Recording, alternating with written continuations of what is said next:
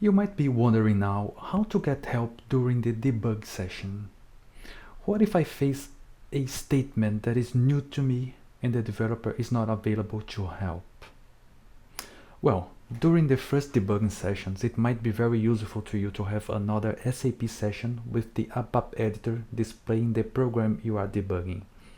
You can get help by positioning the cursor on a statement and pressing F1. It's indeed simple like this. Of course, it's not required, but if you are not familiar with a certain statement, it will help you to understand what the ABAP code is doing at that moment. Let me show to you. I will run the transaction code that we'll call the ABAP editor SE38 and then hit enter. Let's take a look at this program. I will display it. Great. So let me, for instance, I have doubts about the perform statement. What I can do, I can position the cursor on the statement and then I can hit F1. It will display to me another window. Let's wait a little bit.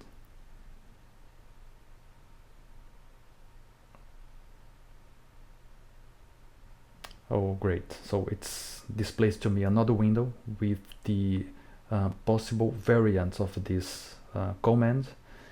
And then I can double click the one that I want to see more details. I just double click.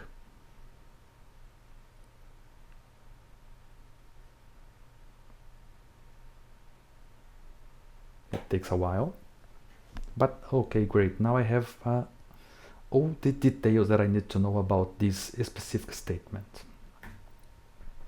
Let me close this window.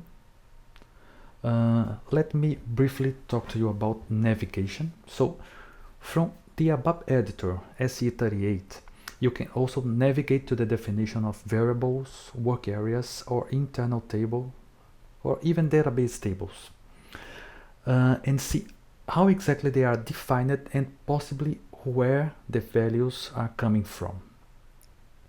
So what I'll do now, let me search, let me click the binoculars, or let me in fact execute here Control F to find.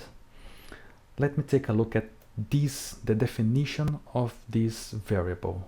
Let me click find next. Okay, so it's referenced here. What I'll do, I will double click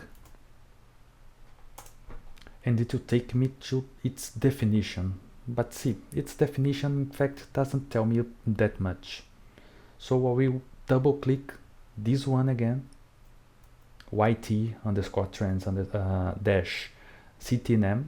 I will double click it.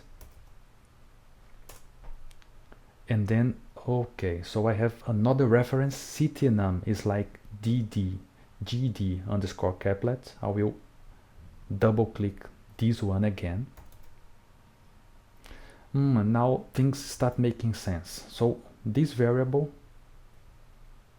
it makes reference to a database table field, and I can also double click this database table field and I am sent to SE11, and the whole table structure is presented to me, and I can take a look at the field that I want. I can see its type, its length, decimal places if applicable, and the description. To move back, just press the back button or F3 once, twice, 3 times until you go back to where you were.